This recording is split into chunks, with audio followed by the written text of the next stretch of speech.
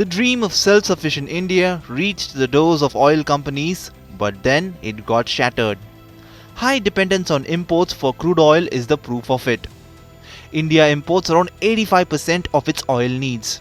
We have to depend so much on imports because domestic production of crude oil is decreasing. In the year 2020-21, a total of 29.1 million ton oil was produced. This is 1.4 million ton less than the previous year. Companies can always justify that it happened due to COVID. A report by CARE Rating suggested that closure of oil wells and slower pace of field development activity are the reasons for decline in production. But the fall in oil production is not just a one-year phenomenon. This decline has been happening for the past 7 years. Even in the current financial year, companies are behind their targeted production level. The real reason behind this fall is explained by experts keeping a close eye on the market. They say that exploration of new oil sources is not going at a good pace, and even if sources are discovered, new investment required to start production from them is not being done. At present, most of the oil production is from old sources. With time, the production capacity of those sources is depreciating. Even domestic companies are focusing on how to extract more oil from the current sources rather than searching for new sources.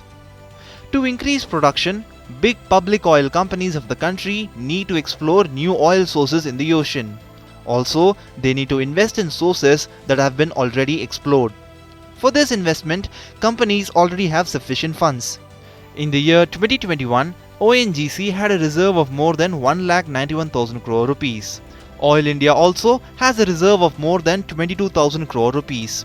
Rising prices in the international market are quite profitable for these companies.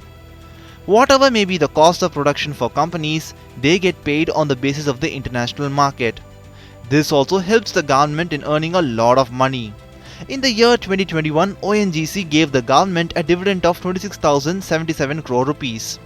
Even after financial incentives provided by the government, domestic and foreign companies are not interested in oil exploration and production. They have their own reasons for it. The main reason is that even after a block is allocated, it takes time before it starts production. In ideal conditions, this process takes on an average of 5 to 7 years. Getting various permissions takes a lot of time. Before starting production, you need to take environmental permission.